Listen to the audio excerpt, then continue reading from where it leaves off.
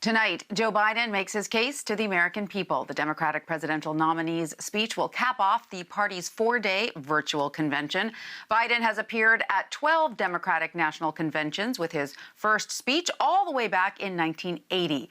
This century, the 77-year-old was center stage, with primetime slots speaking on behalf of John Kerry, Barack Obama, and Hillary Clinton. The party's rising stars will also make their case for Biden, among them Senators Cory Booker and Tammy Baldwin, former South Bend, Indiana Mayor Pete Buttigieg, Atlanta Mayor Keisha Lance Bottoms, and 2020 presidential candidate Andrew Yang. Biden has a big act to follow. Last night, his running mate, Senator Kamala Harris, made history as the first Black woman and Asian American to accept the Democratic vice presidential nomination. CBS News political correspondent Ed O'Keefe has more on the groundbreaking evening. You probably could have never imagined that I would be standing before you now and speaking these words. I accept your nomination for Vice President of the United States of America. In an acceptance speech unlike any ever given before, California Senator Kamala Harris shared her family's history, recalling her parents' activism and what she called a stroller's eye view of the civil rights movement. She raised us to be proud, strong Black women, and she raised us to know and be proud of our Indian heritage. The senator, who has faced criticism from progressives for her past prosecutorial record, spoke frankly about the ongoing national reckoning on race and how minorities are disproportionately affected by the pandemic. There is no vaccine for racism. We've got to do the work. For George Floyd, for Breonna Taylor, for the lives of too many others to name. And she pinned the blame squarely on President Trump. Donald Trump's failure of leadership has cost lives and livelihoods. Donald Trump hasn't grown into the job because he can't.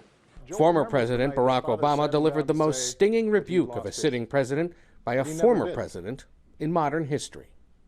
For close to 4 years now, he has shown no interest in putting in the work. No interest in finding common ground. No interest in using the awesome power of his office to help anyone but himself and his friends. No interest in treating the presidency as anything but one more reality show that he can use to get the attention he craves.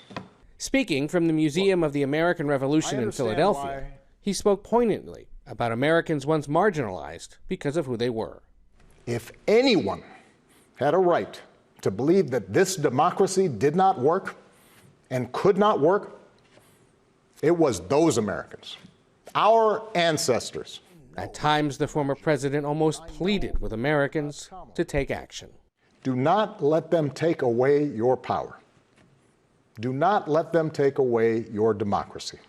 So did many of the women who spoke, including House Speaker Nancy Pelosi and Mr. Trump's 2016 opponent Hillary Clinton, who recalled what can happen when people don't turn out to vote. And don't forget, Joe and Kamala can win by 3 million votes and still lose. Take it from me. So we need numbers overwhelming, so Trump can't sneak or steal his way to victory. Ed O'Keefe, CBS News. Let's bring in CBS News political director Caitlin Conant and CBSN political reporter Caitlin Huey-Burns. Welcome to both of the Caitlins. Great to have you. Caitlin Conant, let me start with you. If Monday and Tuesday were about broadening the electorate, including using anti-Trump Republicans to make the case for Biden, Wednesday seemed to target Democrats on policy. What did we learn about the party's message to the American people? Well, one thing, Tanya, that's really struck me this whole week is that the message has been really character-driven. And it might sound funny to you, me, and Caitlin, but even though Joe Biden has been in public office for decades, just because he has universal name ID does not necessarily mean that every person in America knows his own personal backstory and who he really is. And so I think whether you saw Michelle and Barack Obama or his former rivals in the primary, including his now VP pick, Kamala Harris, or Jill Biden, or even the Republicans you mentioned, All of them were speaking to a man that they describe as empathetic and someone who has overcome real struggles and sorrow in his life, and that everyday Americans can relate to and that he can relate to them, and also someone who reaches across the aisle to get things done. And so all of these speakers, regardless of the theme of the night, were painting a picture of someone who they believe puts country above self. And at the same time, they were painting a contrast to the current president, President Trump, who they believe consistently, time and time again, puts self above country. So all week we've seen this yin and the yang of this very character-driven, empathy-driven message.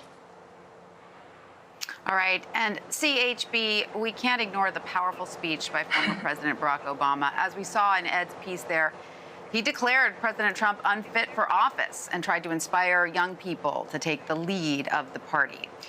Are there any historical comparisons for such a strong criticism of a presidential predecessor? And how do you think, former President Obama will factor in the campaign trail going forward?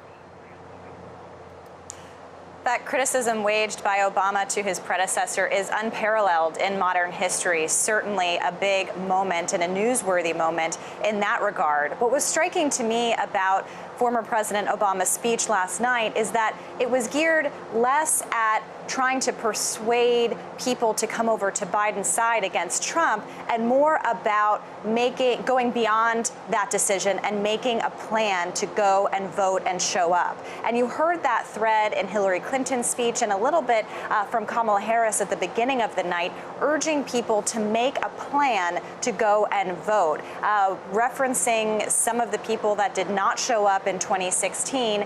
And the former president also spoke about the big roadblocks that exist to voting for a lot of people, roadblocks that have been in place in a discriminatory way for a while, but that are more pronounced now that we are in the middle of a pandemic and people are trying to figure out how to vote safely and securely, either in person or through alternatives like mail-in voting. So voting access and voting rights and the act of voting were key in the former president's speech last night, and a theme that we've seen through speakers making this call to action to go beyond how you feel right now and actually do that action of voting.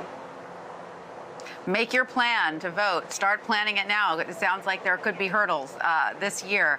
So, Caitlin Conant, tonight is Joe Biden's chance to deliver a signature message to the American people. What can we expect from his speech tonight? Well, I think we need to step back and remember that when the primary ended, we were all in the middle of a pandemic and people were home. They were paying attention to coronavirus news, just trying to get by as we were all dealing with those initial stages back in March and April. So tonight really is a chance for him to reintroduce himself as the nominee. I think we can expect him to lean into his personal story. Again, that suffering I mentioned earlier, to really lay that out for the American people. And then also to talk about some policy plans. His plan has, they say, to build back better and take our current struggles and make sure that we are going to get America in a better place, is what he's promising to do with his first term of what a Biden presidency would look like. And I think, again, we can expect him to paint some leadership differences with the president. And as Caitlin mentioned before, too, Caitlin Huey-Burns, also reminding people that they need to vote and try and motivate them to vote and give a reason to vote for him. And CHB, what does Biden need to accomplish in this speech to convince former Republicans as well as progressive Democrats that he is the guy worth voting for?